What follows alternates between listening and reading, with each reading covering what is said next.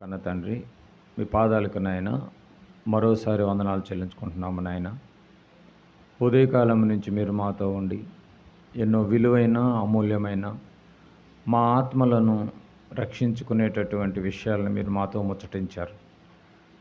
దాని ప్రకారంగా మేము విని ప్రవర్తించేటటువంటి మంచి బ్రతుకును మా అందరికీ ప్రసాదింపచేయండి. తిరిగి మళ్ళీ నాయన యొక్క రాత్రికాల సమయంలో ఇంకా కొన్ని విలువైన మాటలు మీరు మాకు చెప్పడానికి సిద్ధంగా ఉన్నారు. వినటానికి మేము సిద్ధంగా ఉన్నాము నాయన. కేవలం వినివారు మాత్రమే ఉండి మమ్మల్ని మేము మోసపుచ్చుకోకుండా విన్న వాక్య ప్రకారంగా ప్రవర్తించేటటువంటి గొప్ప మహావాక్యాన్ని మా అందరికీ ప్రసాదింపచేయమని మాట్లాడుతున్న నాకైనా వింటున్నటువంటి బిడ్డలకైనా దూరంగా ఉండే ఎంతమంది అయితే మీ మాటలను ఆసక్తితోనైనా మరి వింటున్నారో ఆ వింటున్నటువంటి బిడ్డలకు కూడా మంచి మనస్సును ఆలోచనను మంచి గ్రహింపుని ఇంకెక్కువగా ప్రసాదింపచేయమని మా ప్రభువును ప్రియరక్షకుడైన యేసుక్రీస్తు నామమున పెట్టక ప్రార్థన సమర్పించి అడిగి వేడుకుంటున్నాం తండ్రి, ఆమెన్. చేరువచ్చినటువంటి దేవుని పిల్లలందరికీ క్రీస్తు పేర యొక్క రాత్రికాలపు వందనాలు తెలియజేసుకుంటున్నాను. కొన్ని మాటలను మనము చాలా జాగ్రత్తగా ఆలోచించాలి. బైబిల్లో దేవుని మనస్సును అర్థం చేసుకున్నటువంటి భక్తులు ఉన్నారు. అర్థం కాక బ్రతుకుని పాడు చేసుకున్నటువంటి భక్తులు కూడా ఉన్నారు.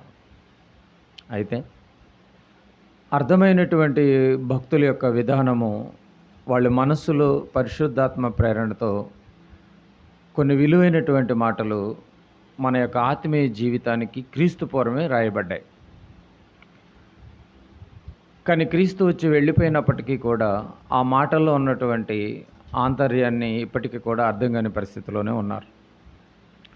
కనుక ప్రియమైన దేవుని వర్లారా, జాగ్రత్తగా ఈ యొక్క రాత్రికాల సమయంలో కొద్ది నిమిషాలు మనము ధ్యానిద్దాం.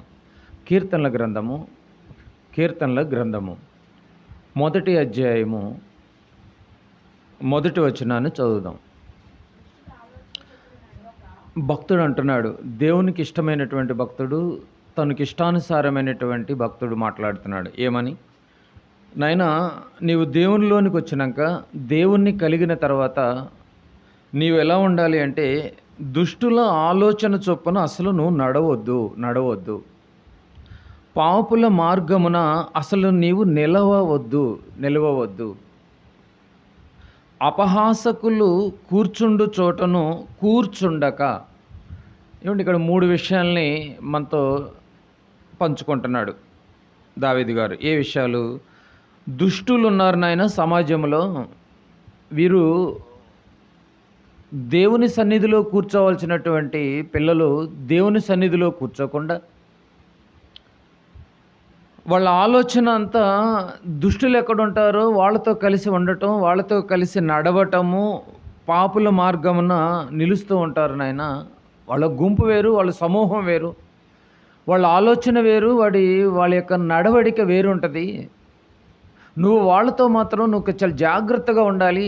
అది కూర్చునే విషయమైనా, నడిచే విషయమైనా, ఆలోచించే విషయంలో కూడా నువ్వు చాలా జాగ్రత్తగా ఉండాలి, లేకపోతే జరిగే ప్రమాదం ఉంది అని 1వ అధ్యాయంలోనే చెప్పాడు. మరి వాళ్ళతో కూర్చున్నప్పుడు, వాళ్ళతో మాట్లాడుతున్నప్పుడు ఆలోచన విధానాలు కూడా మారిపోతాయి నాయన. అలా మారిపోయేటప్పుడు కూడా నువ్వు ఎక్కడ కూర్చున్నావో కూడా నేను అబ్జర్వ్ చేస్తానని చెప్పేసి అన్నాడు. గ్రంథకర్త 139వ అధ్యాయంలో మరో మంచి మాట రాస్తున్నాడు చూడండి. 139వ కీర్తన 1వ వచనం 1వ అధ్యాయంలోనే చెప్పాడండి. ఇక్కడికి వచ్చేసరికి ఏం మాట్లాడుతున్నాడు చూడండి దావీదు గారు. యెహోవా, దేవుణ్ణి అర్థం చేసుకున్నటువంటి, దేవుని మనసును అర్థం చేసుకున్న భక్తుడు మాట్లాడుతున్నాడు. ఏమని? యెహోవా, నీవు నన్ను పరిశోధించి తెలుసుకొని ఉన్నావు. నీ పరిశీలనలో నేను ఎలా ఉన్నానంటే, నేను కూర్చుండుట, నేను లేచుట నీకు తెలియను. దుష్టులతో కూర్చుంటున్నానో, అపహాసకులతో కూర్చుంటున్నానో, పాపులతో కూర్చుంటున్నానో, నేను ఎక్కడ కూర్చుంటున్నానో కూడా నీకు మొత్తం తెలిసిన ఆయన. దేవుణ్ణి అర్థం చేసుకున్న భక్తుడు మాట్లాడుతున్నాడు. నేను కూర్చుండుట నేను లేచుట నీకు తెలియను, నాకు తలంపు పుట్టక మునిపే నీవు నా మనసును గ్రహించి ఉన్నావు. తలంపు పుట్టక ముందు ఏం గ్రహించాడంటే నా మనసును గ్రహించి ఉన్నావు, నా నడకను నా పడకను నీవు పరిశీలన చేసి ఉన్నావు. నడకను పరిశీలిస్తున్నాడు, పడకను పరిశీలిస్తున్నాడు, కూర్చునే విధానాన్ని పరిస్తున్నాడు, లేచే విధానాన్ని కూడా పరిశీలిస్తున్నాడు. తలంపు పుట్టక ముందే ఆలోచనలు కూడా ఏమొస్తాయి అన్నది కూడా గ్రహిస్తున్నాడంట. ఆ విషయం భక్తుడికి అర్థమైపోయి నా చర్యలన్నిటినీ నీవు బాగుగా తెలుసుకొని ఉన్నావు అన్నాడు. చూడండి, నా గురించి నువ్వు చాలా చర్య తీసుకున్నావు నాయన, నా చర్య విషయంలో నువ్వు చాలా బాగుగా పరిశీలిస్తున్నావు. కూర్చునే దగ్గర నుంచి, లేచే దగ్గర నుంచి, పడుకునే దగ్గర నుంచి నా చర్యలు, దినచర్య ఉంది కదా, ఈ దినచర్యలో నువ్వు నన్ను ఎంతగా అబ్జర్వ్ చేస్తున్నావంటే నిజంగా ఈ సృష్టిని కలిగించినటువంటి మీరెక్కడ? మీరు మహాజ్ఞాని, సర్వజ్ఞాని, ఏమండి, సర్వోన్నతుడు, ఈ యొక్క సకల జీవరాశులను పెంచి పోషిస్తున్నటువంటి దేవుడు, ఈ విశ్వాన్ని తిప్పుతున్నటువంటి దేవుడు మీరెక్కడ? మీరు ఈ విశ్వములో ఉంటున్నటువంటి మమ్మల్ని మీరు పరిశీలిస్తున్నారు అంటే నిజంగా ఎంత టైం తీసుకుని మరీ పరిశీలిస్తున్నారు చూడండి. ఎంత ఇష్టం లేకపోతే అంత బిజీగా ఉన్నటువంటి దేవుడు, అంత బిజీ షెడ్యూల్లో ఉన్నటువంటి దేవుడి ద్వారా కలిగించినటువంటి ఆ బిడ్డల పట్ల నిజంగా ఎంత కేర్ తీసుకుంటున్నాడు చూడండి. నడక విషయంలో కేర్ తీసుకుంటున్నాడు, నువ్వు ఎక్కడ కూర్చుంటున్నావో, పడక విషయంలో కేర్ తీసుకుంటున్నాడు, నీ మాటల విషయంలో కేర్ తీసుకుంటున్నాడు, ఇక నీ దినచర్య అంతటినే నేను కేర్ తీసుకుంటున్నావు కదా. అది నాకు అర్థమైపోయింది నాయన, నీతో నాకున్నటువంటి ఆ యొక్క బాండింగ్ ఏంటో నాకు అర్థమైపోయింది, నువ్వు నన్ను ఎంతగా కేర్ తీసుకుంటున్నావో అని. ఒక దావీదు గారి విషయమేనా అండి? చెప్పండి. మనందరి విషయంలో కూడా అలాగే కేర్ తీసుకుంటూ ఉంటాడు. మీరు గమనించారు లేదో కనుక ఈ యొక్క అధ్యాయం రాసేటప్పటికి ఏం జరిగిందంటే దావీదు గారు ఒక మందిరాన్ని కట్టాలనుకుని ఆలోచన చేస్తాడు. పర్టికులర్గా ఈ 139వ అధ్యాయాన్ని రాసేటప్పటికి ఒక సందర్భం జరిగి ఉంటుంది. మందిరాన్ని కట్టాలన్నటువంటి ఆలోచన చేశాడు, అది దేవుడికి నచ్చలేదు. కట్టొద్దు అన్నాడు. ఏమన్నాడు? కట్టొద్దు నాయనా అన్నాడు. నీ కుమారుని టైంలో చూద్దాంలే అని చెప్పి స్కిప్ చేశాడు. రైట్. ఎందుకు కట్టలేదు అని అంటే దానికి కొన్ని రీజన్స్ ఉన్నాయి. ఆ రీజన్స్ అన్నీ పక్కన పెట్టి ఓవరాల్గా నువ్వు కట్టొద్దు అన్నాడండి. నాతాను ద్వారా చెప్పించిన వెంటనే, ఏమండి, ఈయన రాజు కదండి, రాజు అయినప్పటికీ కూడా ఇగో కట్టేయచ్చు, పెద్ద విషయం కాదు, ప్రిపేర్ చేసుకోవచ్చు, అన్నిటిని సమకూర్చుకోవచ్చు. కానీ చెప్పిన మాట చెప్పినట్టుగా విన్నాడు చూడండి. వద్దు అన్నాడు అంటే, ఇంత సర్వజ్ఞాని వద్దు అన్నాడు అంటే నా నడకను పరిశీలిస్తున్నాడు, పడకను పరిశీలిస్తున్నాడు, కూర్చునేదాన్ని, లేచేదాన్ని, అన్ని విషయాల్లో పరిశీలించేటటువంటి దేవుడు వద్దు అన్నాడు అంటే ఏదో ఆలోచన ఉండే ఉంటుంది, అంత ఈజీ కాదు. కనుక చెప్పింది చెప్పినట్టుగా తూచా పాటిస్తున్నాడు చూడండి. వద్దు అంటే కట్టలేదండి. ఇంకా బాగా గమనించాలి ఈ పాయింట్. వద్దు అన్నాడంటే ఇంకా అసలు దాని గురించి ఆలోచన కూడా చేయలేదు. నా జీవితాన్ని నువ్వు పరీక్షిస్తున్నప్పుడు నీ మాట నేను వినపోతే ఎలా? నా జీవితాన్ని నువ్వు ఎప్పటి నుంచి పరిశీలిస్తున్నావో తెలుసా నాయన అని నిజంగా గ్రంథం కర్తలో రాస్తున్నటువంటి మాటలు ఎలా ఉన్నాయంటే 16వ వచనం చూడండి. 139 16వ వచనం. నేను పిండమునై ఉండగా నీ కన్నులు నన్ను చూశాను. నేను కూర్చునేటప్పుడు చూసేవని అనుకుంటే పొరపాటు. ఏమండి, నడిచేటప్పుడు నా నడకను చూసామంటే పొరపాటు. కానీ కూర్చునేటప్పుడు నడిచేటప్పుడు కాదంట. ఎప్పటి నుంచి ఫోకస్ చేస్తున్నావు నాయన నీవు నా పట్ల? పిండంగా ఉన్నప్పటి నుంచి పరిశీలన చేస్తున్నావే. నువ్వు కట్టొద్దు అన్నావంటే నేను వినిపోతే ఎలా? నిజంగా దేవుడికి సరెండర్ అయిపోయాడండి. ఏమండి, నీ నామ ఘనత కొరకు నేను కడతానన్నాడు. మళ్ళీ ఆ మందిరం కూడా నువ్వు నాకు చాలా బాగా నచ్చావు, నా నామ ఘనత కొరకే కడతానన్నావు, అయినప్పటికి కూడా నువ్వు కట్టొద్దు అన్నాడు. ఎంతగా అర్థం చేసుకున్నాడు దావీదు గారు, ఎంతగా అర్థం చేసుకున్నాడు చూడండి. ఇంత మహాజ్ఞాని, దైవజ్ఞాని, విశ్వాన్ని తిప్పుతున్నటువంటి దేవుడు ఇదిగో ఇంతగా నా గురించి ఆలోచన చేస్తున్నాడంటే ఏదో ఉండే ఉంటుంది. ఎంతగా చేస్తున్నావో నాకు తెలిసిన ఆయన. పిండంగా ఉన్నప్పటి నుంచే చేస్తున్నావు కదా. పిండముగా ఉన్నప్పుడు నీ కన్నులు నన్ను చూచెను అన్నది చూడండి. నీ కన్నులు, నీ ఆలోచనలు నాకు నచ్చాయి అన్నాడు. నీ కన్నులు నాకు నన్ను చూచెను అని అంటున్నాడు. నియమింపబడిన దినములలో నీవు నివించే కదా. 60, 70, 80 కొన్ని ఏమండి జీవితకాలపు దినాలు ఈ భూమి మీద ఎన్ని దినాలు ఉన్నది ప్రతి ఒక్క మనిషికి నియమింపబడ్డాయి. ఏ రోజు పుట్టాలి, ఏ రోజు చనిపోవాలి, ఈ యొక్క మధ్యకాలపు వ్యవధి ఏంటి అని నియమింపబడ్డాయి కదా. నియమింపబడిన దినములలో ఒకటైనను కాకమునుపే నా దినములన్నీయు నేను ఎంతకాలం పలకాలో ఆ దినములన్నీయు ఒకటైన నా దినములన్నీయు నీ గ్రంథములో లిఖితములాయను. నా గురించి ఇంతగా కేర్ తీసుకుంటున్నావు కదా. నువ్వు వద్దు అన్నప్పుడు నేను ఆ మాటకి నేను విధేయత చూపించాలి కదండి.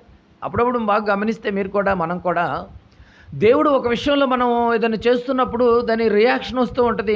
వాక్యం ఇలా చేయొద్దు అని నీ దాకా వచ్చినప్పుడు నువ్వు చేయకూడదు. లేదు నువ్వు చేస్తాను అంటే నీకే ఎఫెక్ట్ అది. కానీ భక్తుడైనటువంటి దావీదు గారు బాగా గమనిస్తే చేయొద్దు అన్న తర్వాత చేయలేదు చూడండి, కట్టొద్దు అన్న తర్వాత కట్టలేదు చూడండి. ఎందుకంటే దేవుని గురించి గొప్పగా ఆలోచన చేశాడు.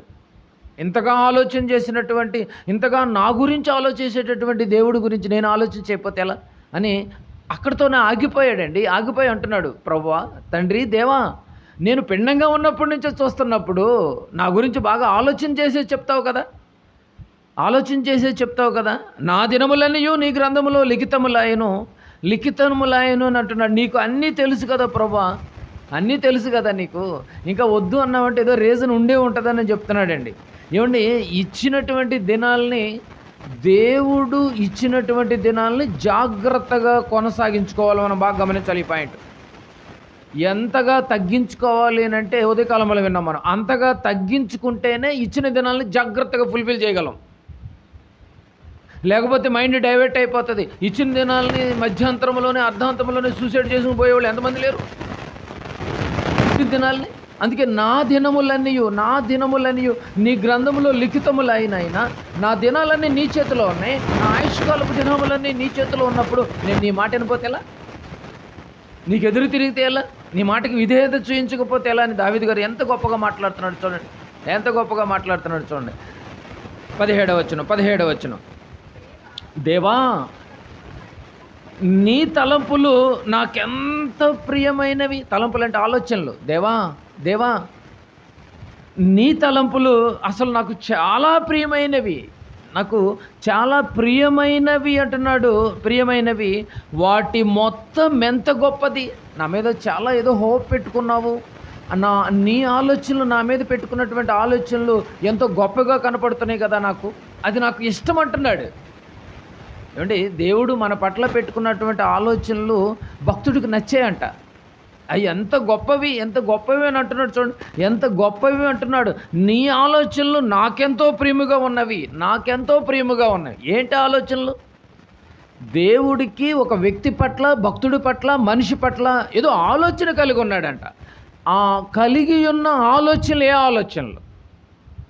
అర్థమవుతుందా మీకు?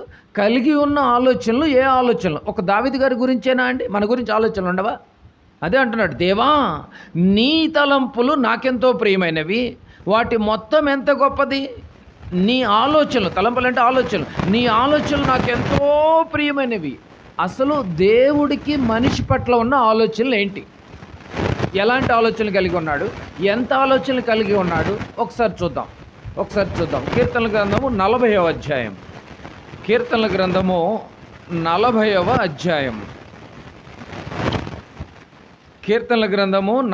అధ్యాయము 5వ వచనాన్ని చూడండి. 40వ అధ్యాయము 5వ వచనం. యెహోవా, నా దేవా, నువ్వు నాకు దేవుడు అయిపోయావు. నా దేవా, నీవు మా ఎడల జరిగించిన ఆశ్చర్యక్రియలను, మా ఎడల నీకున్న తలంపులను అన్నాడు. చూసారండి, అక్కడ ఏం తలంపులు అన్నాడు చూసారు. ఆ తలంపుల గురించి వివరణ ఇస్తున్నాడు ఇక్కడ దావీదు గారే.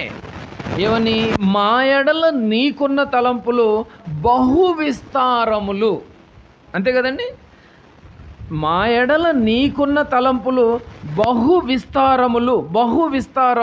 ఎంత పెట్టుకున్నాడంటే తలంపులు బహు విస్తారములు అని అంటున్నాడు. బహు విస్తారములు. దేవా, నీ ఎడల నీవు మా ఎడల నీకున్న తలంపులు బహు విస్తారములు అని అంటున్నాడు. అంటే లోకంలో మన గురించి ఎవరు ఆలోచించినా ఆలోచించకపోయినా ఖచ్చితంగా ఒకళ్ళు ఆలోచిస్తూ ఎవరండి? దేవుడు. ఏమంటే లోకంలో మనుషులు కూడా కొంతవరకే ఆలోచన చేస్తాడు. ఒక భర్త భార్య పట్లైనా, భార్య భర్త పట్లైనా, ఇద్దరు కలిసి పిల్లల పట్లైనా కొంతవరకే ఆలోచన చేస్తారు. ఒక టైంలో ఆలోచన చేయడం కూడా ఆపేస్తారు. కానీ పర్టికులర్గా ఒక్కొక్క వ్యక్తి పట్ల దేవుడు ఎన్ని ఆలోచనలు కలిగి ఉన్నాడు? బహు విస్తారములు. అది భక్తుడికి అర్థమైపోయింది. నాయన, నీవు నా పట్ల కలిగి ఉన్నటువంటి ఆలోచనలు బహు విస్తారములు అని, అది పెండము నుంచే ఉన్నప్పుడని, అది కూర్చునేటప్పుడు, లేచేటప్పుడు, పడుకునేటప్పుడు, మాట్లాడేటప్పుడు, తలంపులప్పటి నుంచి నా మీద ఇంత బిజీ షెడ్యూల్లో కూడా ఒక మనిషి పట్ల ఇంతగా ఆలోచన చేస్తున్నాడంటే నిజంగా ఒక్కసారి ఆలోచన చేయండి. మనిషి గురించి ఇంతగా ఎప్పుడు ఆలోచన చేయడండి.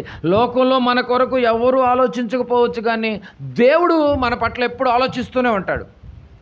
దౌర్భాగ్యం ఏంటంటే మనం దేవుడి గురించి ఆలోచన చేయం. ఏమో నిజమా కాదు మీరు చెప్పండి?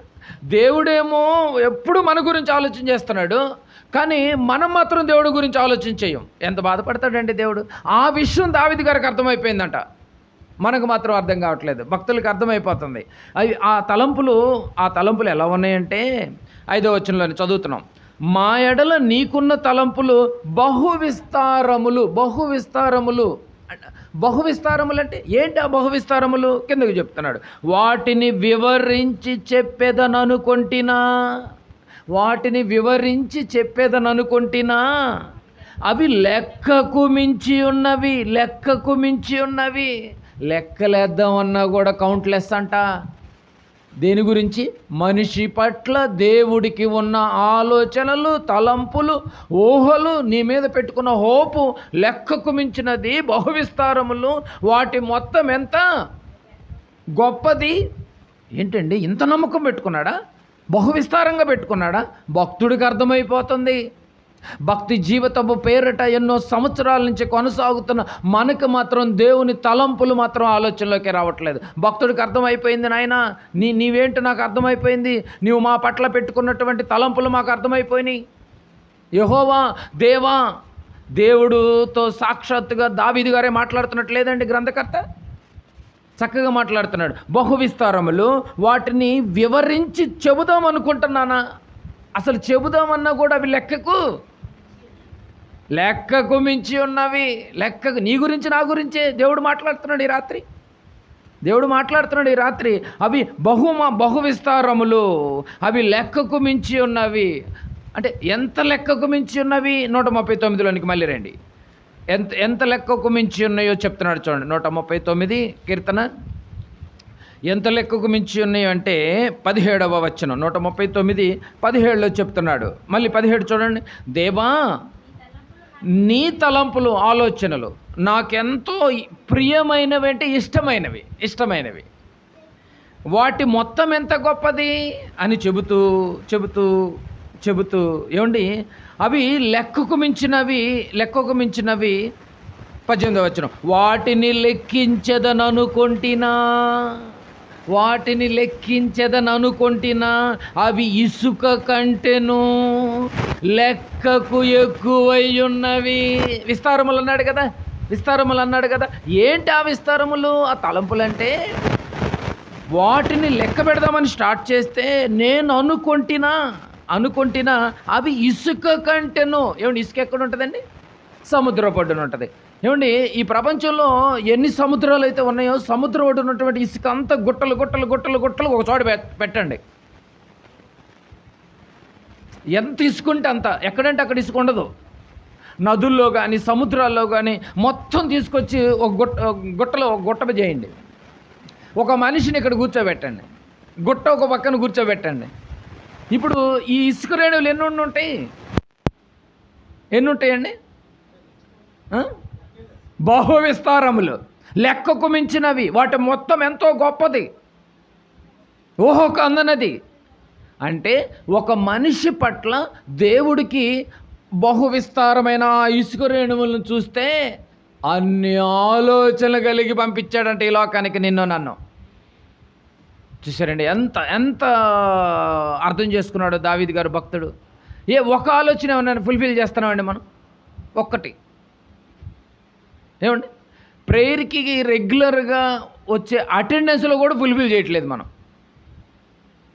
ఇసుక రేణువులు పక్కన పెట్టు, నిన్ను పక్కన పెట్టు, నన్ను పక్కన పెట్టు, ఇగో టాలీ అయిపోవాలి, ఆలోచనలన్నీ ఫుల్ఫిల్ చేసేయాలంట. అదే చెప్తున్నాడు చూడండి, దేవా నీ తలంపులు నాకెంతో ప్రియమైనవి, వాటి మొత్తం ఎంత గొప్పది, అవి లెక్కకు మించినవి, అవి ఇసుక కంటేను లెక్కకు, అంటే ఇసుక కంటెను ఇసుకను లెక్కేసి పెట్టాడండి. ప్రతి దానికి ఒక లెక్క ఉంది. యోబు గ్రంథంలో ప్రతి దానికి ఒక లెక్కలు ఉంటాయి. గాలికి లెక్క, నీటికి లెక్క, అన్నిటికీ లెక్కలు ఉన్నాయి. అలాగే ఇసుక కూడా లెక్కేసి మరీ పెట్టాడు. వాటికన్నా ఎక్కువ హోప్ పెట్టుకున్నాడండి మనిషి పట్ల. లెక్కకు మించినవి అంటున్నాడు. అంటే దేవుడు మన జీవితం కొరకు ఆలోచిస్తున్నాడు అన్నమాట. ప్రతి వ్యక్తి జీవితం కొరకు ఆలోచన చేస్తున్నాడు. ఏమండి, ఆ ఇసుక రేణువుల కంటే ఎక్కువ ఆలోచన చేస్తున్నాడు. ఏమండి, ఈరోజు పనికిరాని మనిషి జీవితం కొరకు పని కట్టుకుని ఆలోచన చేస్తున్నాడు చూడండి దేవుడు. నువ్వెప్పుడు పనికిరావు, దేవుని పనికి రావని తెలిసినా, పనిలో ఉండవని తెలిసినా, పనిలో నుంచి మధ్యలో మిడిల్ డ్రాప్ అవుతావని తెలిసినా, ఎందుకో నీ మీద పని కట్టుకుని ఆలోచన చేస్తున్నాడు. ఇసుక రేణువుల కన్నా ఇంకెక్కువ హోప్ ఉన్న వాటిలో నువ్వేమైనా ఫుల్ఫిల్ చేస్తావా? దావీదు గారు అంటున్నాడు, నాయన నా మీద ఎంత హోప్ పెట్టుకున్నావో నాకు అర్థమైపోయింది. నువ్వు మందిరం ఎందుకు కట్టొద్దు అన్నావంటే దాని వెనక ఒక రీజన్ ఉంది. ఎన్నో ఉద్దేశాలతో నువ్వు ఉంటావు. ఇంత బిజీ షెడ్యూల్లో ఉన్నటువంటి నీవు నిజంగా మా మీద ఇంతగా ఫోకస్ పెట్టావంటే, పిండంగా ఉండ దగ్గర నుంచి నువ్వు ఫోకస్ పెట్టావే, కూర్చోవటం దగ్గర నుంచి ఫోకస్ పెట్టావే, మా మీద ఇంత హోప్ పెట్టుకున్నావా అని దేవుడు గురించి నిజంగా దావీదు గారు ఎంతో మాట్లాడుతున్నాడు. 18వ వచనం, వాటిని లెక్కించదని అనుకుంటున్నా. అవి ఏమండి, దావీదు గారికి దేవుడికి మధ్య ఉన్నటువంటి సందర్భమే కనిపిస్తుంది చూడండి. ఇంకెవరు లేరు మధ్యలో. 139వ కీర్తన దావీదు గారికి దేవుడికి మధ్య ఉన్నటువంటి అండర్స్టాండింగ్ ఇది అండర్స్టాండింగ్ జరుగుతుంది చూడండి. వాటిని లెక్కించదని అనుకుంటున్నా, అవి ఇసుక కంటేను లెక్కకు ఎక్కువై ఉంటేను, నేను మేల్కొంటినా ఇంకను నీ యొద్దనే ఉందును. ఇప్పటికైనా నేను మేల్కొంటే ఇంకా నీ యొద్దనే ఉండిపోతా, మేల్కోలేకపోతే క్లోజ్ అని దావీదు గారు మాట్లాడుతున్నాడు. ఏమండి, నీ ప్రేమే కాదు, నిజంగా దేవుడు తలంపులు వివరిస్తున్నట్టుగా ఉంది చూడండి.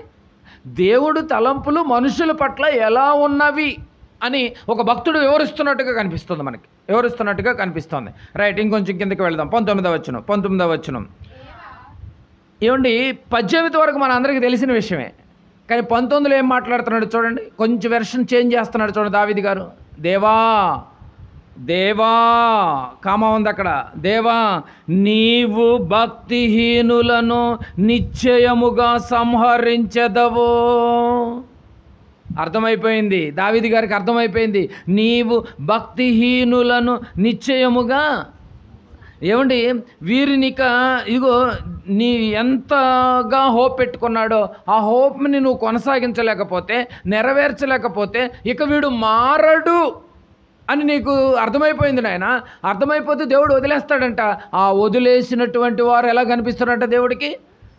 భక్తిహీనులుగా కనిపిస్తున్నారంట. దేవా నీవు భక్తిహీనులను నిశ్చయముగా ఒకరోజు సంహరించేదమంటే క్లోజ్ లేవేస్తాడంట. అంతే, ఇంక మాట మందులింపు ఏమి లేదండి. ఇక ఏమండి, ఎంత హోప్ పెట్టుకుని బ్రతుకుతుంటే, దేవుడు నీ మీద ఆశ పెట్టుకుని ఉంటే, కొద్దిగా ఆలోచన చేయకుండా ఆయన ఊహలకు ఆయన తలంపులకు అసలు లెక్కపత్రం లేకుండా నీకు ఇష్టం వచ్చి బతికితే నీ బ్రతికేమైపోద్దంట. ఒకరోజు నిన్ను భక్తిహీనులను నీవు సంహరించెదవు. నరహంతకులారా నా యొద్ద నుండి తొలగిపోవుడి అంటున్నాడు ఇమిడియట్గా. నరహంతకులారా, ఆత్మలను రక్షించాల్సినటువంటి వారు ఆత్మల్ని పరలోకానికి వెళ్ళనీయకుండా నరకానికి పంపించే వాళ్ళు నరహంతకులు కాదా అండి? అలాంటి నరహంతకులతో అంటున్నాడు, నా యొద్ద నుండి తొలగిపోవుడి. నా మార్గం వేరు, మీ మార్గం వేరు. దేవుడు మార్గం వేరు, భక్తిహీనుల మార్గాలు వేరండి. ఎప్పుడు కలవు, ఈ రెండు కలవు. ఈ రెండు ఎప్పటికీ కలవు. దేవుడు మార్గం వేరు, భక్తిహీనుల మార్గాలు వేరు, ఎప్పటికీ కలవు ఇవి రెండు. అంటున్నాడు వాళ్ళని, నరహంతకులారా నా యొద్ద నుండి తొలగిపోవుడి, వీరిని ఇక వదిలేస్తాడు మారకపోతే. తొలగిపోండి అంటే అర్థం ఏంటండి? ఇక వీడు మారడు అని అర్థమైనప్పుడు వదిలేస్తాడు. ఇక వదిలేస్తే చేస్తారు, వదిలేస్తే వాళ్ళ యొక్క ఆలోచనలు ఉంటాయి. 20వ వచనం, వారు దురాలోచనతో నిన్ను గూర్చి పలుకుదురు. ఏం మాట్లాడతారంటే? దురాలోచనతో. ఆలోచనలు మొత్తం దురాలోచనలే. ఇక దురాలోచనలతో నిన్ను గూర్చి పలుకుదురు. నిన్ను గూర్చి పలుకుతారంట. దేవుడి గురించి దావీదు గారు ఏం మాట్లాడుతున్నాడండి? దావీదు గారు మాట్లాడుతున్నాడు, అయ్యా వాళ్ళు దురాలోచనతో నిన్ను గూర్చి పలుకుతారు, వారు భక్తిహీనులు, నరహంతకులు. పైగా వాళ్ళు ఏం చేస్తారంట? 20వ వచనంలోనే, వారు దురాలోచనతో నిన్ను గూర్చి పలుకుదురు. భక్తిహీనుల గురించి మాట్లాడుతున్నాడు. మోసపుచ్చుటకై నీ నామమును బట్టి ప్రమాణము చేయుదురు. ఏం చేస్తారంట?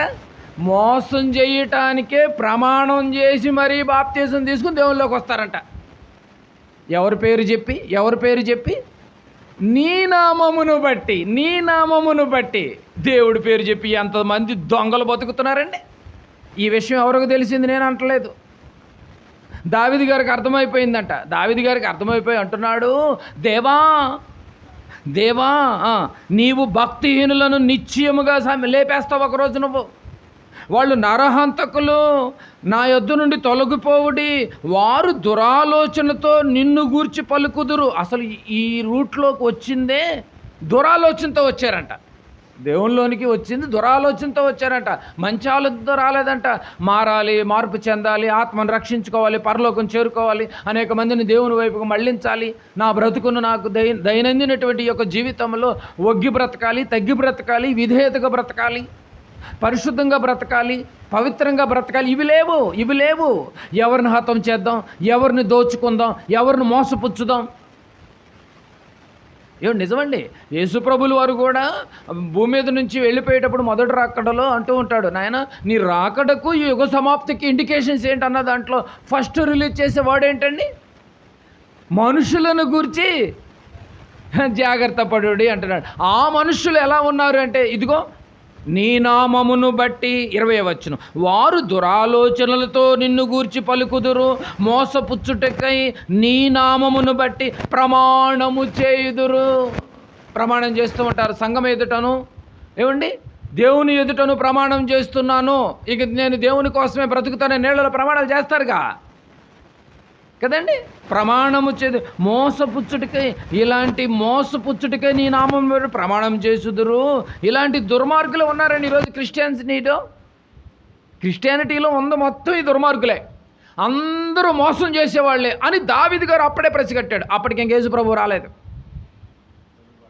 భక్తుడండే బాబు. దావీదు గారు అంటే ఏంటి? దావీదు నా ఇష్టానుసారుడైన మనుషుడు గనుకనే దేవుని తలంపులు అర్థమైపోయినాయి. నీ మొత్తం ఎంత గొప్పదో నాకు అర్థమైపోయింది నాయన. నేను నీ బ్యాచ్ అంటున్నాడు. దేవా నేను నీ మాట వింటానంటున్నాడు. అదే చెప్తున్నాడు చూడండి. వారు ఇలాంటి వారు అందరితో అంటున్నాడు, వారు భక్తిహీనులు, వారు దుర్మార్గులు, వారు నరహంతకులు, వారు మోసం చేసేటటువంటి వారు. అంతే కదండి. వారు నరహంతకులు, మోసం చేసేవాళ్ళు, భక్తిహీనులు అని ఎంత చక్కగా వివరిస్తున్నాడండి దావీదు గారు. నిజంగా కిందకి 21వ వచనం మీకు అర్థమైపోవాలి. ఇక్కడ 2 గ్రూపులు ఎవరవుతున్నాయి. నువ్వే గ్రూపులో ఉన్నావో తెలియాలి. రాత్రి ఏ గ్రూపులో ఉన్నావో తెలియాలి. 21, యెహోవా నిన్ను ద్వేషించు వారిని నేనును ద్వేషించుచున్నాను గదా. ప్రశ్న ఏముందండి అక్కడ? యెహోవా నిన్ను ఎంతమంది నీ పేరు చెప్పి నీలోనికి వచ్చి బ్రతుకుతున్నారో వాళ్ళందరూ నిన్ను ద్వేషిస్తున్నారు. నామమైతే నీది వాడతారు, నరహత్య చేయడానికి వస్తున్నారు, మోసం చేయడానికి వస్తున్నారు, ప్రమాణం చేసి మరీ వస్తున్నారు. ఎక్కడ బ్రతుకు లేక దేవునిలో నీ పేరు చెప్పుకొని దేహి అని అడుక్కుంటున్నారు. ఈరోజు వాళ్ళందరూ నీకు ద్వేషిస్తే చూడాలి, బాగా చూడాలి. యెహోవా నిన్ను ద్వేషించు వారిని నేనును ద్వేషించుచున్నాను కదా, నేనును ద్వేషించుచున్నాను కదా. నువ్వు ద్వేషిస్తే నేను కూడా ద్వేషిస్తా వాళ్ళని, వాళ్ళు భక్తిహీనులు. నేను ఈ పార్టీ అని చెప్తున్నాడు, చూడాలి, బాగా గమనించాలి. మనం ఎవరి పార్టీలో ఉన్నా లేకపోయినా ఏ పార్టీలో ఉండాలి? దేవుడి పార్టీలో ఉండాలి కదండి. దావీదు గారు ఏ పార్టీలో ఉన్నాడు? నీకు నచ్చలేదా? నాకు నచ్చలేదు. మనమైతే అటు ఇటుగా మేనేజ్ చేస్తూ ఉంటాం కదండి. పోనీలేరా, దేవుడు చూసుకుంటాడు. దావీదు గారికి అర్థమైపోయింది, దేవుడు చూసుకుంటాడు, లేపేస్తాడు. మరి సంహరించును. 21 బాగా చూడాలి మీరు. యెహోవా నిన్ను ద్వేషించు వారిని, దేవుడితో మాట్లాడుతున్నాడు, నిన్ను ద్వేషించు వారిని నేనును ద్వేషించుచున్నాను కదా, నేనును ద్వేషించుచున్నాను కదా. నీ మీద లేచు వారిని నేను అసహించుకొనుచున్నాను కదా. నీ మీద పతోడు లేచేవాడే, చేతికి వాక్యం దొరికితే చాలు పతోడు ఇష్టం వచ్చినట్టు అడ్డగోలుగా మాట్లాడేవాడే, ఇష్టం వచ్చినట్టుగా మాట్లాడేవాడు. నీ మీద లేచు వారిని నేనును అసహించుకున్నాను కదా. దావీదు గారు అంటున్నాడు, దేవునికి ఎవరైతే వ్యతిరేకంగా ఉంటారో, దేవుని పేరు చెప్పి ఎవరైతే మోసం చేస్తున్నారో, దేవుని పేరు చెప్పి దేవుని కాదని పొట్ట కూటి కొరకు ఎవరైతే భక్తిని సాగిస్తున్నారో, అలాంటి వారు అందరితో అంటున్నాడు, వీరందరూ నీకు శత్రువులైతే నాకు కూడా శత్రువులే. మనకు మాత్రం వాళ్ళందరూ మిత్రులు. దావీదు గారు చూడండి అండి, దావీదు గారు నచ్చాడంట. నా ఇష్టానుసారుడైన మనుషుడన్న మరి మాట్లాడండి దావీదు గారితో. మరి నీకు శత్రువులైతే నాకు శత్రువులే, నిన్ను ద్వేషిస్తే నేను ఆ ద్వేషించిన వాళ్ళని నేను కూడా ద్వేషిస్తాను. ఎంతో హోప్ పెట్టుకున్నప్పుడు ఆలోచించకపోతే ఎలా? ఎంత గొప్పగా మాట్లాడుతున్నాడు చూడండి. అలాంటి వారితో అంటున్నాడు, వీరందరూ నా శత్రువులు అంటున్నాడు, నా శత్రువులు అని అంటున్నాడు. చూడండి 22వ వచనం పదాన్ని బాగా గమనించాలి. వారి యందు నాకు పూర్ణ ద్వేషము కలదు. వారి యందు నాకు కూడా, నీకు ద్వేషం ఉంది కదా, పైన ద్వేషం గురించి మాట్లాడాడు, నీకు ద్వేషం ఉన్నది కదా, ఇప్పుడు నాకు కూడా ఎలాంటి ద్వేషం కాదంట, పూర్ణ ద్వేషం. అంటే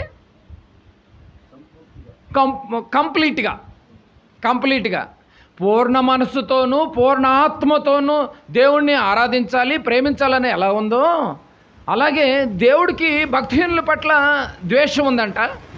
ఇప్పుడు నాకు కూడా ద్వేషం ఉంది, అది నాకు పూర్ణ ద్వేషము కలదు. పూర్ణ ద్వేషము కలదు. ఏమండి ఎంత గొప్పగా ఉందో చూడండి. పూర్ణ ద్వేషము కలదు, పూర్ణ ద్వేషము కలదు. వారిని నాకు శత్రువులునుగా భావించుకొనుచున్నాను. దావీదు గారు ఎలా చూస్తున్నారంటే వాళ్ళని ఎందుకు శత్రువులు అయ్యారు? వీళ్ళకి దావీదు గారికి వాళ్ళు ఎందుకు శత్రువులు అయ్యారు?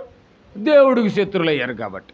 కనుక నాకు కూడా శత్రువులే. దేవా, నిన్ను ఎవరైతే ద్వేషిస్తున్నారో, నీ మీద పడి ఎవరైతే బ్రతుకుతున్నారో, ఇదిగో నాకు కూడా వాళ్ళంటే నాకు ద్వేషమే. నేను నీ ఎంత అంటే అంతే. ఎంత చక్కగా మాట్లాడుతుంది చూడండి బైబిల్. అంటే వీరందరూ దేవునికి వ్యతిరేకులైతే వీరందరూ నాకు కూడా వ్యతిరేకులే. అడుగులకు మడుగులు నేను ఒత్తలేను, అదే మాట్లాడుతున్నాడు. నువ్వేం చెప్తే అదే రైటు. నీకు శత్రువులా? నాకు శత్రువులే. నీకు ద్వేషం ఉందా? నాకు ద్వేషం ఉంది. అప్పటికి ఇంకా యేసు ప్రభువుల వారు ఇంకా ఈ లోకానికి కూడా రాలేనటువంటి పరిస్థితిలో మాట్లాడుతున్న మాటలు ఏమండి, ఇది 100% కరెక్ట్ అండి. ఎలా అంటారా? యాకోబు రాసిన పత్రిక, దీన్ని కొత్త నిబంధనలోకి వెళ్ళి ఆలోచిద్దాం. కొత్త నిబంధన యాకోబు రాసినటువంటి పత్రిక. వారిని నాకు శత్రువులుగా భావించుకొనుచున్నాను కదా. యాకోబు రాసినటువంటి పత్రిక 4వ అధ్యాయము 4వ వచనం చూడండి. 4వ అధ్యాయము 4వ వచనం 4:4 వ్యభిచారుణులారా, ఈ లోక స్నేహము దేవునితో వైరమని మీరెరుగరా? కాబట్టి ఎవడు ఈ లోకముతో స్నేహము చేయగోరునో వాడు దేవునికి శత్రువు. ఏంటండి ఇలా ఉంది బైబిల్? ఎవరంట శత్రువులు? ఎవరంట?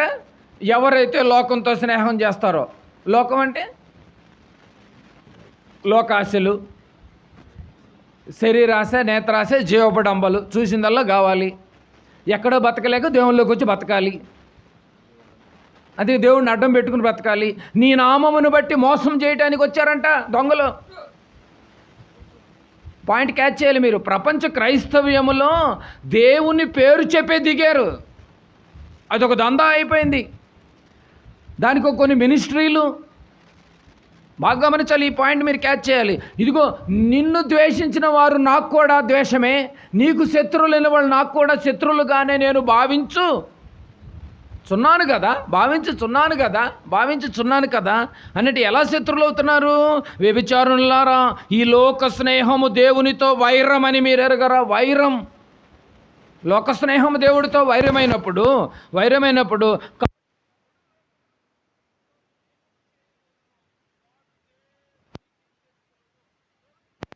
సంఘాల్లో ఉన్నారా లేరా?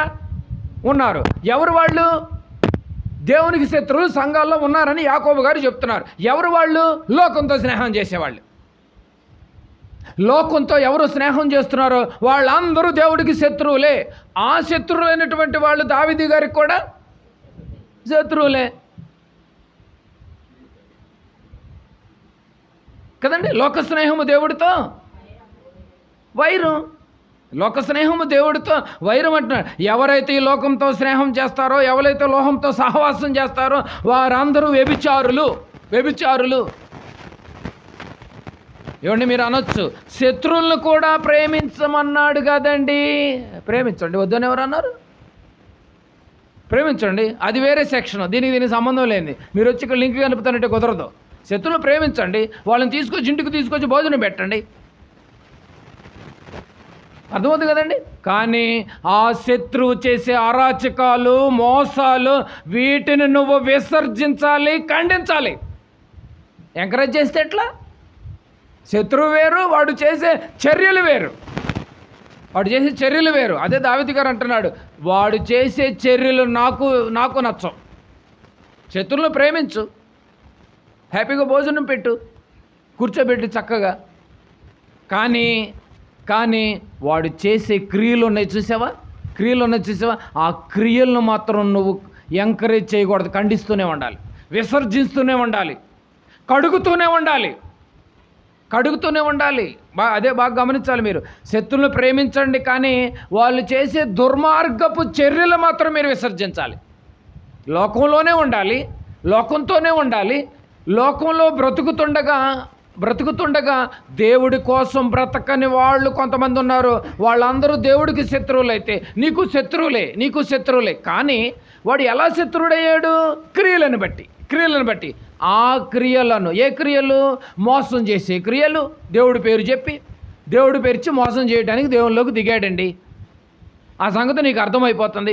ఎటు నుంచి వచ్చి చూసినా కూడా ఒక వ్యక్తి, ఒక ఆత్మ పరలోకానికి వెళ్ళాలన్న కాన్సెప్ట్లో ఉండదు. ఎటు నుంచి వచ్చినా కూడా వాళ్ళ యొక్క లాస్ట్ కంటెంట్ ఎలా ఉంటుందో తెలుసా? దేవుని కోసం నువ్వు ఇచ్చేటటువంటి ఆస్తులు ఏంటి అన్నట్టు ఉంటుంది. అది మోసం చేయటానికి కాదండి. ఇలాంటి వాళ్ళను నువ్వు ఖండిస్తూనే ఉండాలి. వాళ్ళేం శత్రువులు కాదు, కానీ వాళ్ళు చేసే క్రియలు శత్రుత్వం. వాటిని నువ్వు ఎంకరేజ్ చేసావా? దావీదు గారికి దేవుడిని అర్థం చేసుకున్నట్టుగా నువ్వు అర్థం చేసుకోలేదని అర్థం. దావీదు గారు ఎంత చక్కగా చెప్తున్నాడండి. నీకు శత్రువులైనటువంటి వాళ్ళు నాకు కూడా శత్రువులుగానే భావించుకొనుచున్నాను కదా. ఎలా శత్రువులయ్యారు? లోక స్నేహంతో, లోకంతో కలిసి సహవాసం చేసే ప్రతి ఒక్కళ్ళు కూడా వ్యభిచారులైతే వీళ్ళందరూ కూడా దేవునికి వైరం, దేవునికి శత్రువులు సంఘంలో చాలామంది ఉన్నారు. వాళ్ళతో నువ్వు సహవాసం చేసావా? క్లోజ్. చాలామంది ఉన్నారండి సంఘాల్లో చాలామంది ఉన్నారు సంఘాల్లో. అదే చెప్తున్నాడు కీర్తన గ్రంథం. మళ్ళీ రండి, మీకు అర్థం కావాలి. 139 కీర్తన దావీదు గారికి దేవుడికి మధ్య జరుగుతున్నటువంటి సందర్భం ఇది. బాగా చూడాలి. 21 యెహోవా నిన్ను ద్వేషించు వారిని నేనును ద్వేషించుచున్నాను కదా,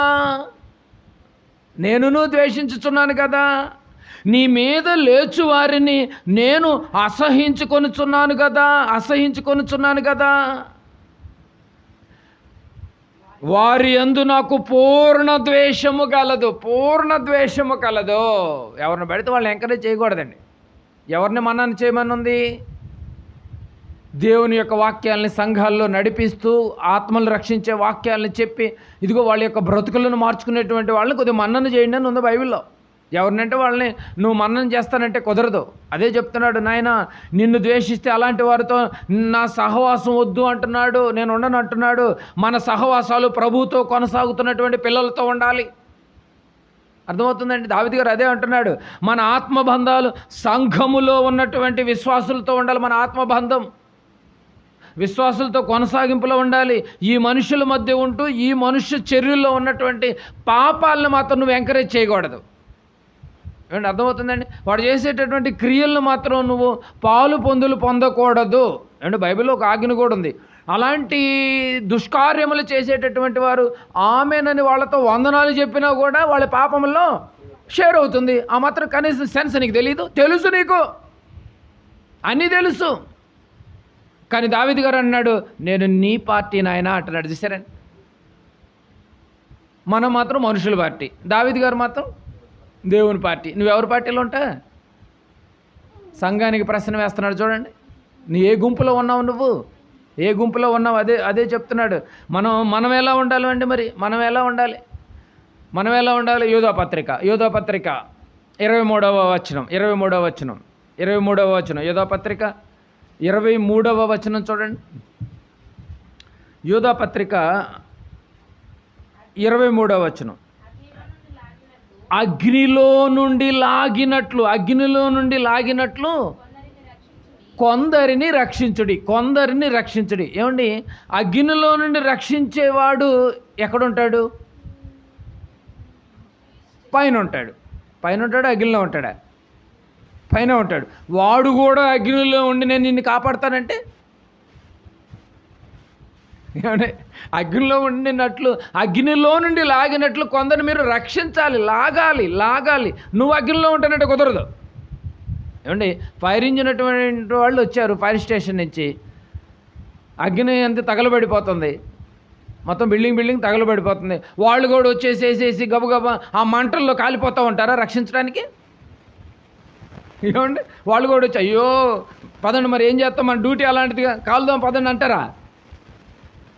ఈరోజు క్రైస్తవం ఎట్ట అయిపోయిందంటే వాడు అగ్గిలోనే ఉంటాడు, అగ్గిలోంచి లాగినట్లు లాగుతూ ఉంటాడు. నువ్వు అగ్గిలో ఉన్నావురా నాయన, లోకాశలనే అగ్గిలో నువ్వు ఉన్నావు నాయన. ఇప్పుడు నీవు నాకు కూడా శత్రువే. దావీదు గారు మాట్లాడుతున్నాడు చూడండి. ఇదిగో నీకు ద్వేషించినప్పుడు నాకు ద్వేషమే, నీకు శత్రువులైనప్పుడు నాకు కూడా శత్రువులే కదండి. మనం మారిపోవాలిక, డివైడ్ అయిపోవాలిక, ఇంకెవరిని పట్టించుకునేటువంటి పనే లేదు ఇక్కడ. లేకపోతే రేపు ప్రాబ్లంలో పెడతాం, చాలా ప్రాబ్లంలో పెడతాం. అగ్నిలోంచి రక్షించేటట్లు ఉండాలి, కానీ మనం అగ్నికి దూరంగా ఉండాలి. అంతే కదా, మనం అగ్నికి దూరంగా ఉండాలి.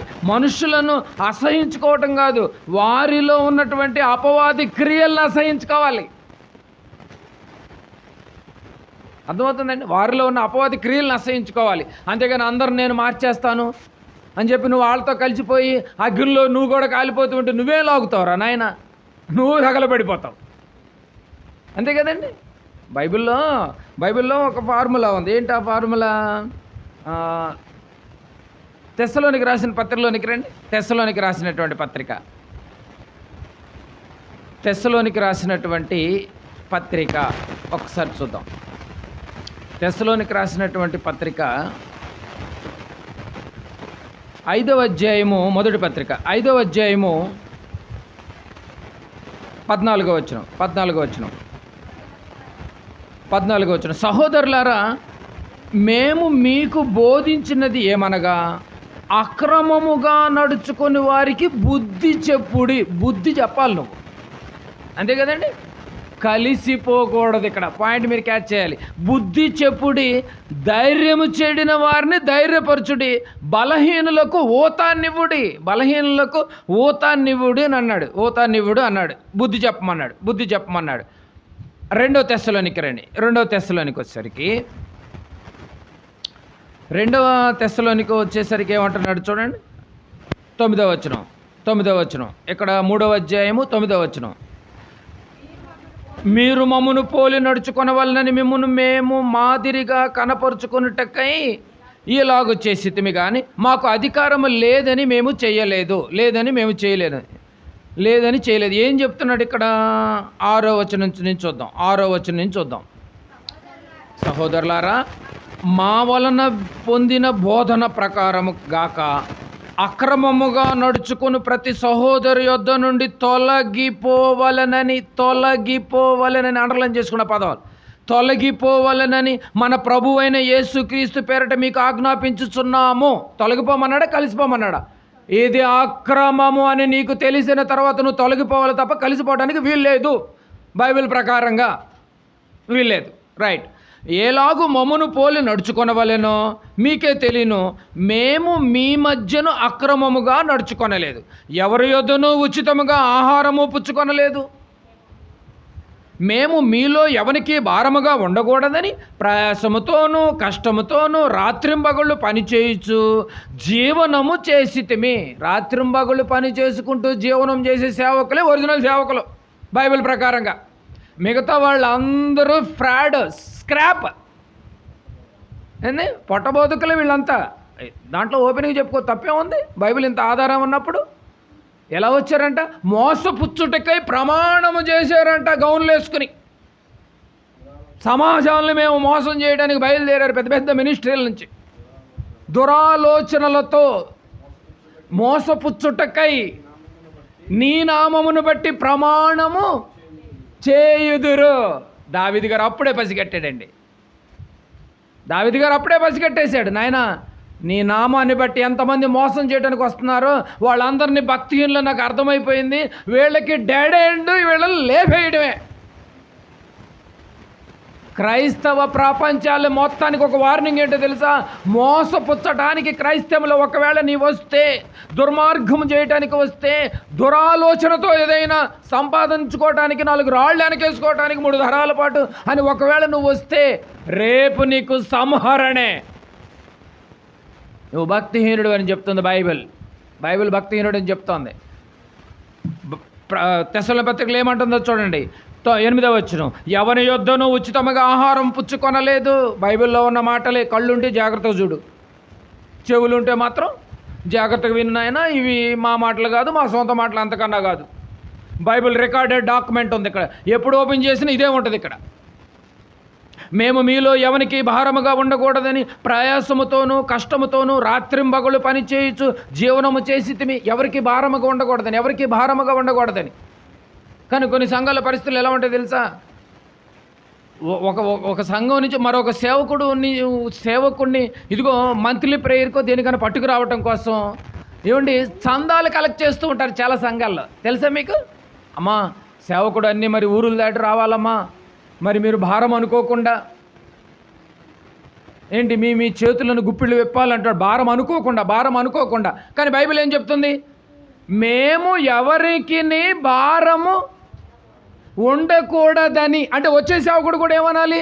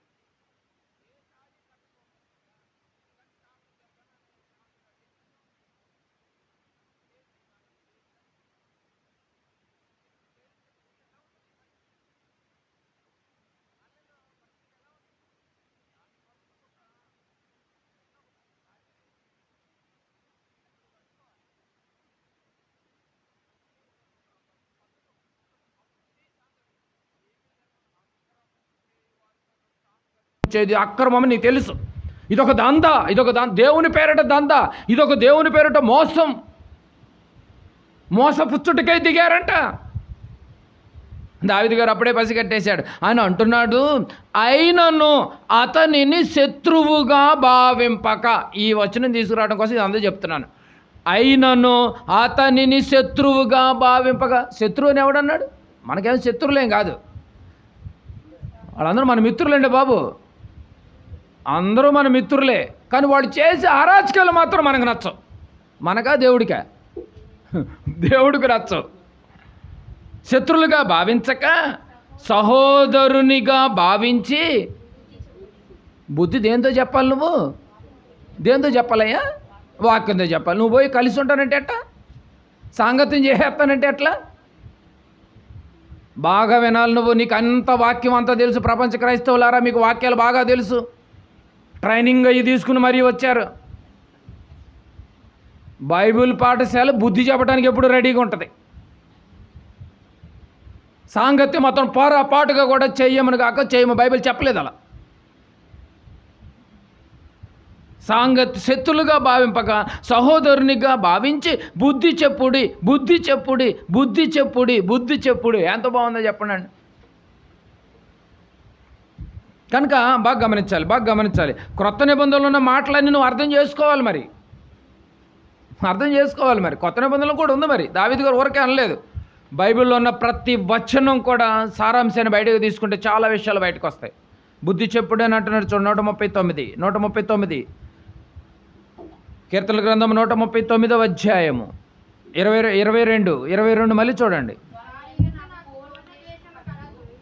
వారి యందు నాకు పూర్ణ ద్వేషము కలదు. అర్థమవుతుంది దావీదు గారి మైండ్ సెట్. పూర్ణ ద్వేషము కలదు. వారిని నాకు శత్రువులుగా భావించుకొనుచున్నాను. ఇప్పుడు నీకు శత్రువులు పై వచనాల్లో, ఇప్పుడు నాకు శత్రువులు. అలా అని మేమేం శత్రువులుగా ఏం భావించము. వాక్యంతో ఏం చేస్తూ ఉంటాం? బుద్ధి చెప్తుంటాం. వాక్యంతో ఏమండి వాళ్ళని ఎప్పుడు విసర్జిస్తూనే ఉండాలండి. వాక్యంతోనే విసర్జిస్తూ ఉండాలి. సెట్ అయితే సెట్ అవుతారు. శత్రువులుగా భావించుకొనుచున్నాము. చూద్దాం 23వ వచనం. ఏమండి ఇప్పుడు వరకు దావీదు గారు ఏం మాట్లాడుతున్నాడో చూడండి. దేవా, ఇప్పుడు వాళ్ళని పరిశీలించావు, వాళ్ళు దుర్మార్గులు అన్నావు, వాళ్ళు దుష్టులు అన్నావు, వాళ్ళు అక్రమములు అన్నావు, వాళ్ళు మోసం చేయడానికి వచ్చారు అన్నావు, బాగానే ఉంది. నేనేమో నీ పార్టీ, ఇదిగో ఒకవేళ నీ పార్టీ అని చెప్పి నన్ను నువ్వు అబ్జర్వ్ చేయకుండా ఉంటావేమో అని ఏమంటున్నాడు చూడండి. దేవా, ఇప్పుడు నన్ను పరిశోధించి నా మీద నిఘా పెట్టి, అసలు నన్ను పరిశోధించు. ముందు నన్ను పరిశోధించి నా హృదయమును తెలుసుకొనుము, నన్ను పరీక్షించి నా ఆలోచనలు తెలుసుకొనుము అంటున్నాడు చూడండి. అంటే ఇప్పటి వరకు ఎదుటివారు ఏం బాగోలేదు అన్నాడు. ఇప్పటి వరకు నీ దృష్టిలో ఎదుటి వాళ్ళు ఏం బాగోలేదు, నాకు అర్థమైపోయింది, అందుకే నేను నీ పార్టీలో జాయిన్ అయ్యాను అని దావీదు గారు చెప్పి, అలాంటి వారిని నేను అసహించుకొనుచున్నాను కదా అన్నాడు. అని ఇప్పుడు ఏమంటున్నాడు? నా జీవితాన్ని కూడా టెస్ట్ చేయక నా జీవితం మీద ఫోకస్ పెట్టు. వాళ్ళ జీవితాలు పాడైపోయినాయి, సంహరణకు దగ్గర అయిపోతున్నారు. భక్తిహీనులు వాళ్ళు, దుర్మార్గులు వాళ్ళు, మోసం చేసేవాళ్ళు, వాళ్ళు దొంగ ప్రమాణాలు చేసి వచ్చారు బాప్తిస్మం తీసుకునే రోజు కదండి. అర్థమవుతుందండి? దొంగ ప్రమాణాలు చేసి వచ్చారు. అదే దేవుని పేరటే ప్రమాణాలంట. మళ్ళీ దురాలోచనలతో మోసపుచ్చుటకై నీ నామమును బట్టి ప్రమాణము చేయుదురు. కంటిన్యూ. వాడు ఎప్పుడు చేస్తూనే ఉంటాడు. ఈ బ్యాచ్ కంటిన్యూ ఉంది. మోసం చేయడానికి ఎంతమంది దిగుతున్నారండి? చేస్తూనే ఉంటారు. నాయన వాళ్ళందరూ మోసగాళ్ళని అర్థమైపోయింది. ఇంతకీ నేను నీతో ఉండాలంటే, నా ఆత్మీయ జీవితం కొనసాగాలంటే నాలో కూడా ఏదైనా లోపం ఉండే ఉండొచ్చు. ఏమండి, నేను కొన్ని విషయాల్లో నేను భక్తిలో కొనసాగించవచ్చు, కానీ నేను కొన్ని మిస్టేక్ చేస్తూ ఉండొచ్చు. ఆ మిస్టేక్ మీరు కరెక్ట్గా ఉండొచ్చు. మనిషిలో ఏదో ఒక లోపం ఉంటుందండి. అర్థమవుతుందండి. నేను ఒక 10 పాయింట్లలో నేను పర్ఫెక్ట్గా నేను భక్తిలో కొనసాగుతున్నాను అనుకో, ఆ 10 పాయింట్లు నువ్వు కొనసాగించలేకపోవచ్చు. నీలో కొన్ని బలహీనతలు రావచ్చు. నువ్వు చేసే నేను పాస్ అయి ఉండొచ్చు, నువ్వు చేసే నేను పాస్ అయి ఉండొచ్చు, నేను చేసే నువ్వు పాస్ అయి ఉండొచ్చు. ఎక్కడో చోట మనిషి మిస్టేక్ చేస్తూనే ఉంటాడు. ఇది దావీదు గారికి అర్థమైపోయి దావీదు గారు అంటున్నాడు, దేవా దేవా ఇప్పుడు నన్ను పరిశోధించిన ఆయన. ఇప్పటి వరకు బయట వాళ్ళ గురించి బాగా ఆలోచన చేశాం, వాళ్ళు మంచోళ్ళు కాదని తెలిసిపోయింది, దుర్మార్గులని తెలిసిపోయింది, మోసం చేసేవాళ్ళని అర్థమైపోయింది. దొంగ మెట్లు అంటాడండి బాబు యేసుప్రభుల వారి సహోదరుడు యోధపత్రికలో. దొంగ మెట్లుగా జాయిన్ అయ్యారంట ప్రేమ విందులో. అంత ప్రేమే కనపడుద్ది విందు. చూసారండి, అపవాది చేత పట్టబడి అపోస్తుల గుంపులో చేర్చబడిన వాళ్ళు ఈ బ్యాచే. దావీదు గారికి అప్పుడే అర్థమైపోయింది. మోసం చేసే బ్యాచ్, మోసపోయే బ్యాచ్, వాళ్ళతో కలిసి ఉందామన్నా అని చెప్తున్న బ్యాచ్, సాంగత్యం చేయొద్దనంది. ఏమండి, నీతికి అవినీతికి పొత్తు కుదరదండి. దొంగోడికి పోలీసు కుదురుద్దండి. వీళ్ళందరూ ఎప్పుడు యాంటీగా ఉంటారు. నిజమండి. కనుక అదే చెప్తున్నాడు చూడండి, నా జీవితాన్ని కూడా టెస్ట్ చెయ్యి, నన్ను పరీక్షించు, నన్ను పరిశీలించు అన్న ధైర్యం ఉందా అండి? దావీదు గారికి ఉందా ధైర్యం? నీకు నాకు ఉందా అండి ధైర్యం? దేవా నన్ను ఇప్పుడు ఇమీడియట్గా పరీక్ష చేయి, నన్ను పరిశోధించు, ముందు టెస్ట్ నాకు పెట్టు. అప్పుడప్పుడు లైన్లో ఉన్నప్పుడు ఒక్కొక్కళ్ళు లోపాలు బయటకు వస్తూ ఉంటాయి. అప్పుడప్పుడు ఏదైనా టెస్ట్లో ఉన్నప్పుడు అట్లా మన అనుమానం వచ్చేసి అప్పటి వరకు ముందు లైన్లో ఉన్నవాళ్ళం 10 మందికి వెనక్కి వచ్చేస్తాం. ఎందుకన్నా మంచిదని భయపడి గబక్కన బయటకు వచ్చేస్తుందేమో, ఏ ఎయిడ్స్ ఉందో, ఏ క్యాన్సర్ ఉందో, వద్దులే నాకు బాగానే ఉందిలే, మళ్ళీ వచ్చిన టెస్ట్ చేయించుకొని వెళ్ళిపోయేళ్ళు కూడా ఉంటారండి బాబు. నిజమే కదండి, భయం. దావీదు గారు అంటున్నాడు, నన్ను పరీక్ష చేయి, నాకు టెస్ట్ పెట్టు, ముందు నన్ను పరిశోధించు, ఇంకో నన్ను పరిశీలించుము, నా హృదయమును తెలుసుకొనుము, నన్ను పరీక్షించి నా ఆలోచనలు తెలుసుకో. టెస్ట్ నాకు కూడా పెట్టాలి, టెస్ట్ ఇప్పుడు మనకు కూడా పెట్టాలి కదండి. ఎదుటి వాళ్ళని బోధించినటువంటి నిన్ను నీవు బోధించుకొని టెస్ట్ నీకు కూడా పెట్టాలి కదండి. దావీదు గారు ఎంత చక్కగా మాట్లాడుతారు చూడండి. టెస్ట్ మనకు కూడా పెట్టాలని అంటున్నాడు. వారిలో ఉన్న లోపాలని ఎత్తి చూపావు కదా ఇప్పటి వరకు, నాలో ఉన్న లోపాలను కూడా ఎత్తి చూపంటున్నాడు. ఎత్తి చూయించాడు నాతాను ప్రవక్త ద్వారా. స్టార్టింగ్లో ఎత్తి చూయించాడు, తర్వాత రాసినటువంటి గ్రంథమే ఎత్తి చూయించాడు. ఏ విషయంలో? బెత్షెబా విషయంలో నువ్వు చాలా తప్పు చేస్తున్నావు కదండి. ఒకడు ఎంతో ఇష్టంగా పెంచుకున్నాడంటే గొర్రెని, ఆ గొర్రె కావాలన్నావంట నువ్వే అనగానే అర్థమైపోయింది. అసలు ఇలాంటి వాళ్ళని వదలకూడదు అన్నాడు. అలాంటి వాడు ఎవరో తెలుసు, నువ్వే దావీదు అన్నాడు. అంతే. టెస్ట్లో బయటపడంగానే ఏమండి, అదే మనమైతే నన్ను అంటావా వెళ్ళిపోతాం, బయటికి వెళ్ళిపోతాం. కానీ దావీదు గారు సెట్ చేసుకున్నాడు, సరి చేసుకున్నాడు. టెస్ట్లో ఇదిగో నేను లోపాలని సరిదిద్దుకుంటున్నాడు చూడండి. లోపాలని సరిదిద్దుకున్నట్టు కనపడుతుంది చూడండి. ఎత్తి చూపెడలేదు నాతాను చేసిన తప్పును ఎత్తి చూయించాడు లేదు, మీరు చెప్పాలి.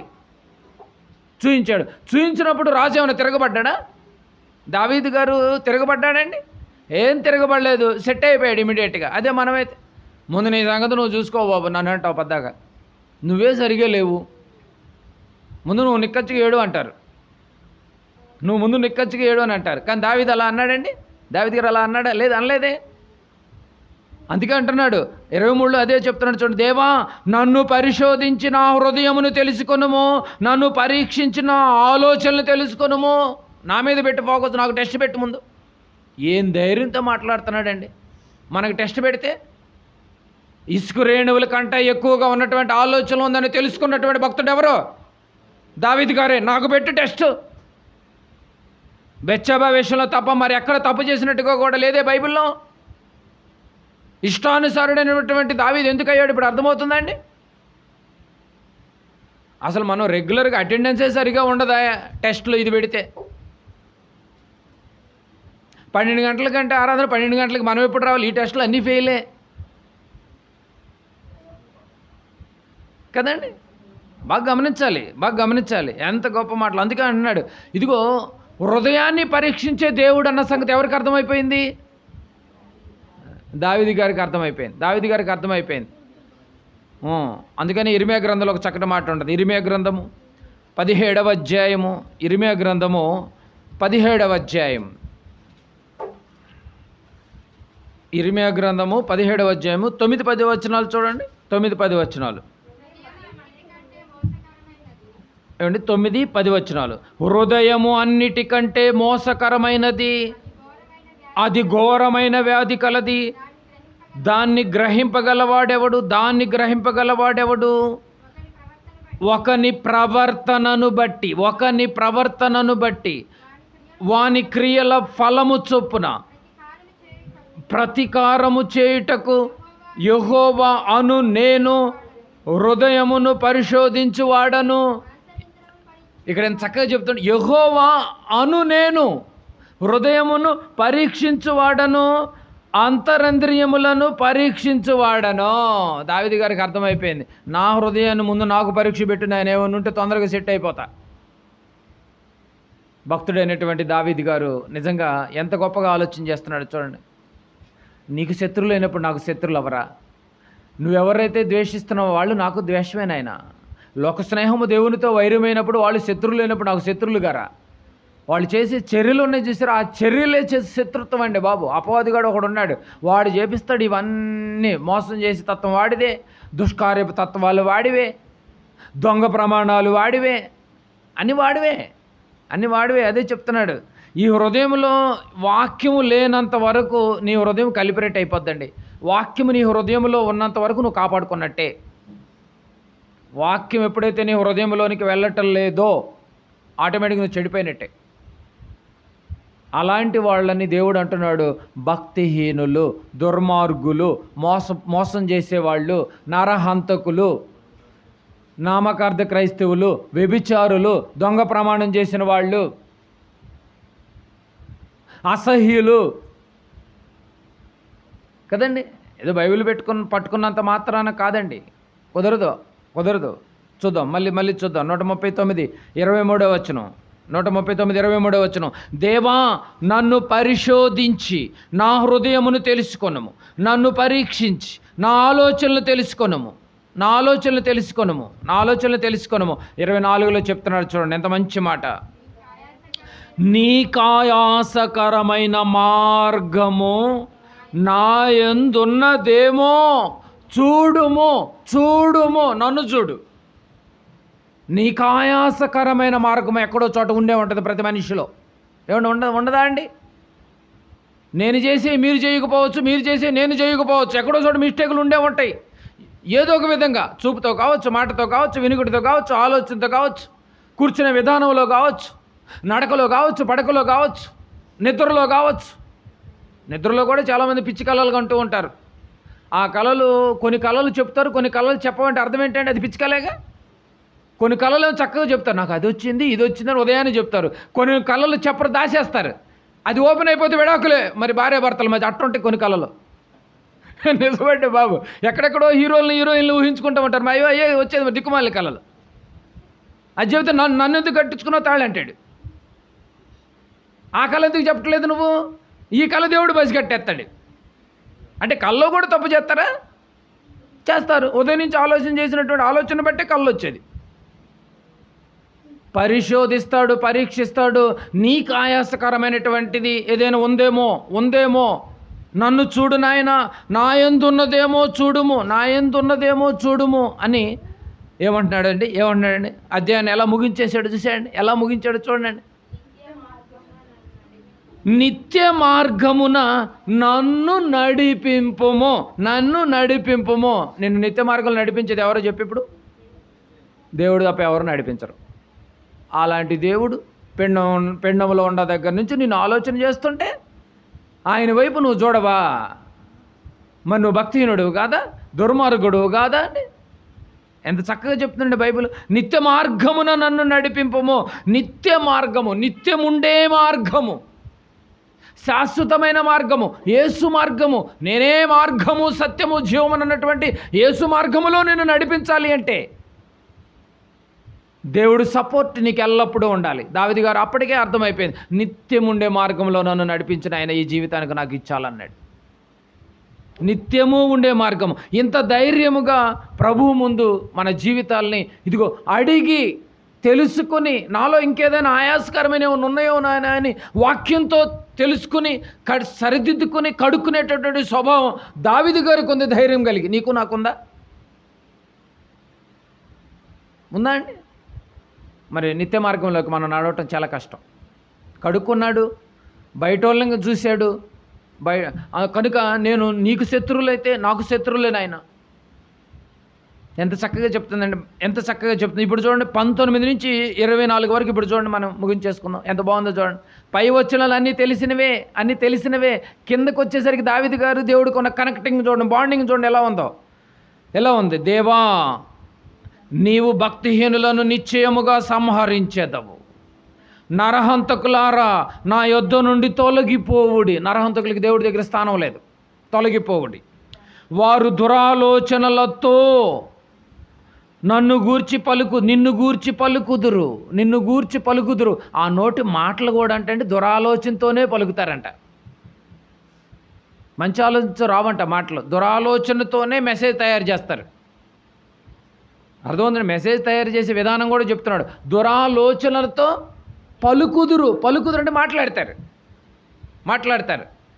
5 నిమిషాలు మెసేజ్ వింటే చాలు. నువ్వు మోసగాడివో దురాలోచనతో ఉన్నావు, నీ మెసేజ్ 5 నిమిషాలు వింటే చాలు. పలుకుదురు.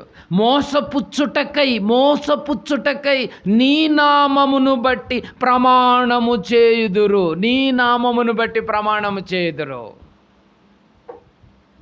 కదండి? రోమీలకు రాసిన పత్రిక 10వ అధ్యాయం 1వ వచనంలో ఉంటుంది. ప్రమాణం చేసే విషయాలు ఏమని మాట్లాడతారండి అక్కడ? రోమీలకు రాసిన పత్రికలోకి రండి ఒకసారి. రోమీలకు రాసినటువంటి పత్రిక 10వ అధ్యాయము 1వ వచనం చూడండి. సహోదరులారా, ఇశ్రాయేలీలు రక్షణ పొందవలెనని 10వ అధ్యాయం 9వ వచనం. అదేమనగా యేసు ప్రభువని నీ నోటితో ఒప్పుకొని, ప్రమాణం ఎలా ఉందో చూడండి. యేసు ప్రభువని నోటితో ఒప్పుకుంటారంట, లోపల దురాలోచన ఒప్పుకొని దేవుడు మృతుల్లో నుండి ఆయన లేపినని నీ హృదయంలో విశ్వసించిన ఎడల నువ్వు రక్షింపబడతావు. దురాలోచనతో వస్తే నీకు రక్షణ ఎక్కడది? ప్రమాణాలు బాగానే చేశారు కదండి. ప్రమాణం రోజే ఉంది విషయం. ఏ విషయం? ప్రమాణం రోజు అసలు ఒరిజినల్ ప్రమాణం ఏం చేయాలి? దేవుడు మృతులలో నుండి ఆయనను లేపెనని నీ హృదయమందు విశ్వసిస్తే దేవుడు యేసు ప్రభు చనిపోతే మృతుల నుంచి 3వ దినం లేపాడు. రేపు నన్ను కూడా ఇలా లేపుతాడని నువ్వు ప్రమాణం చేయాలి. ఈ ప్రమాణం చేసావా ఒరిజినల్గా? ఈ ప్రమాణంలో చేయలా. దొంగ ప్రమాణాలు చేసి వచ్చారు. అదే చెప్తున్నాడు దావీదు గారు, అదే చెప్తున్నాడు చూడండి. 20వ వచనం. కీర్తనల గ్రంథం 139:20. వారు దురాలోచనలతో నిన్ను గూర్చి పలుకుదురు, మోసపుచ్చుటకై నీ నామమును బట్టి ప్రమాణము చేయుదురు. మైండ్లో ఒకటి ఉంది, నోటి పెదాలతోనే ఒక ప్రమాణం చేశారు, లోపల అంతరంగంలో మాత్రం ఇంకో ప్రమాణం చేశారు. అది ఎవరు పట్టారు? హృదయాంతరంగాలు ఎరిగినటువంటి దేవుడు పట్టేశాడు. అది దావీదు గారికి అర్థమైపోయింది. వాళ్ళు చేయుదురు. యెహోవా, నిన్ను ద్వేషించు వారిని నేనును ద్వేషించుచున్నాను కదా. మన ఇద్దరం ఒకటే, తెలుసు కదా మీకు. దేవుడితో ముఖాముఖి ఎలా ఉందో చూడండి. ద్వేషించుచున్నాను కదా, నీ మీద లేచే వారిని నేను అసహించుకొనుచున్నాను కదా. వారి యందు నాకు పూర్ణ ద్వేషము గలదు. వారిని యందు వారిని నాకు శత్రువులుగా భావించుకొనుచున్నాను.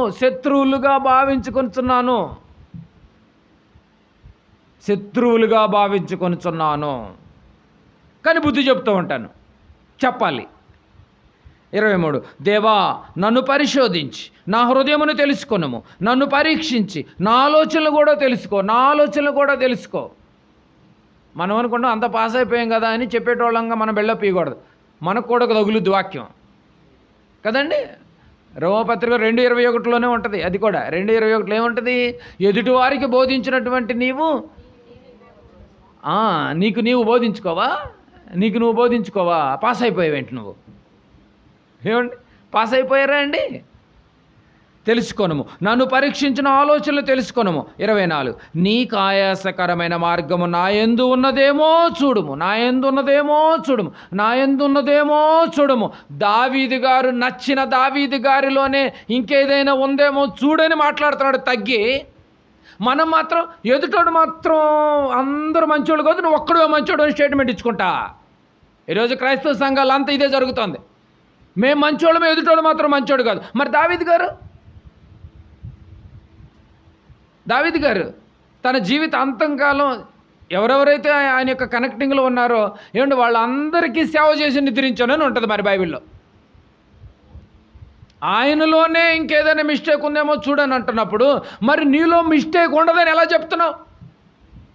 నాలో మిస్టేక్ లేదని ఒకవేళ నువ్వు అంటున్నావు, ఎదుటోడు బాగోలేదని నువ్వు అంటున్నావంటే ఈ డైలాగ్ ఎవరు వాడాలి అసలు బైబిల్ ప్రకారంగా? యేసు ప్రభు తప్ప ఇంకెవరు వాడకూడదు. అంతే కదండి. ఆ మాట నువ్వు వాడుతున్నావు అంటే అర్థం ఏంటి?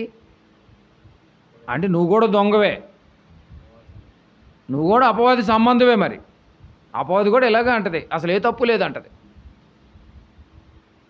కదండి, ఏ తప్పు లేదని చెప్పుద్ది. కనుక బాగా ఆలోచించాలి. దావీదు గారి యొక్క మైండ్ సెట్, దేవుని మైండ్ సెట్ బాగా కనెక్ట్ అయిపోయినాయి చూడండి. అందుకే ఇష్టానుసరుడైన మనుషుడు ఏంటి బాబు. మనం మాత్రం ఎప్పుడు ఇలాగే ఉంటాం, ఎక్కడ వేసిన గొంగడి అక్కడే ఉంటుంది అంతే. ఏం మార్పు ఉండదండి, ఏం మార్పు ఉండదు. నీకు ఆయాసకరమైన మార్గము నా యందున్నదేమో, నా యందున్నదేమో. 4 ఏళ్ళు ఎదుటోళ్ళని చూపించినప్పుడు ఏమండి, 1 ఏళ్ళు ఎదుటోళ్ళని చూపించినప్పుడు 4 ఏళ్ళు నీ వైపు కూడా చూపిస్తుందా లేదా? వేళ్ళే చెబుతున్నాయి, ఇంక దేవుడు చెప్పాలా, దేవుడి చేత చెప్పించుకోవాలా? నీలో కూడా ఒక లోపం ఉండే ఉంటుంది. ఆ లోపాన్ని దేవుడి దగ్గర కడిగేసుకో వాక్యంతో అని నాకు నీకు మన అందరికీ గుచ్చుతుంది చూడండి వాక్యం. చూడుము, నిత్య మార్గమున నన్ను నడిపింపుము. నిత్య మార్గమున నడిపించేది దేవుడు, ఎవరు నడిపించరండి. నేను పట్టుకోవాల్సింది దేవుణ్ణి, నేను పట్టుకోవాల్సింది వాక్యాన్ని. నిత్య మార్గములో నన్ను నిలబెట్టు అని అనగలగాలి. ఆయాసకరమైనటువంటి కార్యక్రమాలన్నిటినీ కడిగి వేసుకొని. కనుక ప్రియమైన దేవుని వారలారా బాగా అర్థం చేసుకోండి. దావీదు గారికి అర్థమైపోయింది ఎవరు శత్రువులు, ఎవరు దేవునికి శత్రువులు, ఎవరు మోసగాళ్ళు. ఏమండి, మనకు బైబిల్ మొత్తం 66 పుస్తకాలు అవైలబుల్గా ఉన్నప్పటికీ కూడా మనం మాత్రం ఇంతవరకు ఎవ్వరూ అర్థం కావట్లేదు కదండి. మనోనేత్రలు గుడ్డితనం, పొరలు కూడా పట్టింది. ఈ పొరలన్నిటినీ కరిగించేది ఒకే ఒక వాక్యం. ఆ వాక్యానికి చెవియొగ్గండి, ఆ వాక్యానికి విధేయత చూపించండి. దేవుడు అనుకున్నట్టుగా బ్రతకండి. ఎవరితో సాంగత్యం చేయాలో, ఎవరితో సాంగత్యం చేయకూడదో, ఎవరు శత్రువులో, ఎవరు మిత్రులో, వీటన్నిటిని పరిశీలించి మనం కూడా వాక్యంతో ఎప్పటికప్పుడు కడుక్కోవాలి. వాక్యంతో ఎప్పటికప్పుడు మనం ఎప్పుడు ఏమండి, ఎప్పుడూ నేర్చుకునే కోణంలోనే ఉండాలండి బాబు. ఎవరు ఇక్కడ ఏం సీనియర్స్ ఏం కాదు, ఎప్పుడూ మనం విద్యార్థులమే, మరణించేంత వరకు కూడా మనం విద్యార్థులమే. అలా అయితేనే మనం ఎప్పుడు పడిపోకుండా నిలబడి ఉంటాం. లేకపోతే ఎక్కడ పడిపోతామో కూడా తెలియదు. పడిపోయిన తర్వాత మళ్ళీ దేవుళ్ళలోనికి రావటం అనేది అసంభవం. కనుక ఆలోచించి మంచి నిర్ణయం తీసుకోండి. మంచి ఆలోచనతో, దురాలోచనతో కాకుండా మంచి ఆలోచనతో దేవునిలో నడవండి, దేవునితో కొనసాగించండి. వాక్యం వినేటప్పుడు కూడా మీరు మంచి ఆలోచనతోనే వినండి, దురాలోచనతో పొరపాటు కూడా వినకండి. మంచి నిర్ణయం తీసుకోండి. దేవుని చిత్తమైతే మరోసారి మళ్ళీ మనము దేవుని యొక్క వాక్కులతో ఆయుష్ ఆరోగ్యాలు ఇస్తే నిజంగా మనము మన ఆత్మలను జాగ్రత్తగా వాక్యంతోనే కాపాడుకోవాలి. కళ్ళు మూసుకొని ప్రార్థన చేసుకుందాం.